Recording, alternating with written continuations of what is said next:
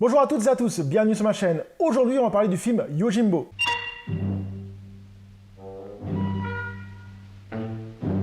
Alors Yojimbo est un film japonais créé par Akira Kurosawa, sorti en 1961, de style Shambara ou Kengeki.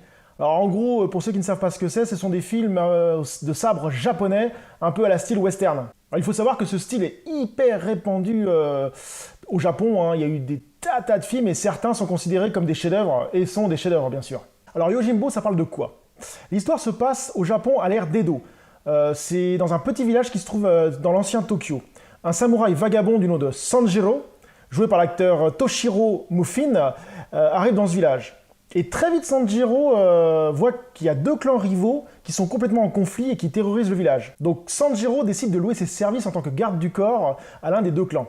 Sauf que Sanjiro va pas en rester là, il va monter toute une stratégie pour récupérer de la thune un peu partout et d'aller d'un clan à un autre en demandant de l'argent en faisant monter les enchères pour celui qui paiera le plus pour ses services. Et cela va créer une sorte de tension entre les deux clans. Je m'arrête ici pour ne pas vous spoiler le film.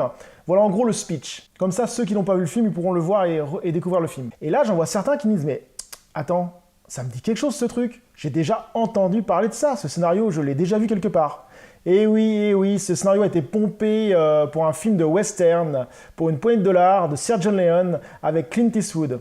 La trame principale est exactement la même, sauf à la sauce western. Alors pourquoi j'ai parlé de ce film? Parce que moi, j'aime bien ce film.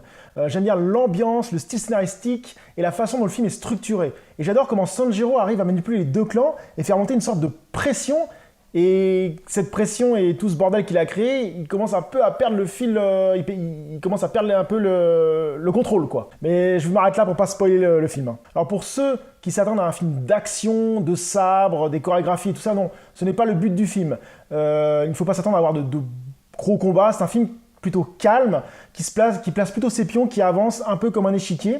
Et le gros du film est surtout le personnage Sanjiro, qui est assez charismatique, stratège et un fin stratège, et qui justement, sa mentalité, sa façon de penser est complètement différente de l'époque des samouraïs, des vrais samouraïs, et c'est ce qui apporte vraiment un plus au film, et c'est ce qui sûrement pour moi a fait le succès du film. Enfin bref, ce film vaut le détour. J'espère que cette vidéo vous a plu, c'était une petite vidéo, mais j'aime bien faire des petites vidéos pour que les gens qui ont vu le film ont envie de le revoir et ceux qui ne l'ont pas vu le découvrent. Alors n'hésitez pas à vous abonner à la chaîne si vous avez aimé ma vidéo et peut-être un petit pouce bleu. Et je vous dis à très bientôt sur la chaîne. Salut!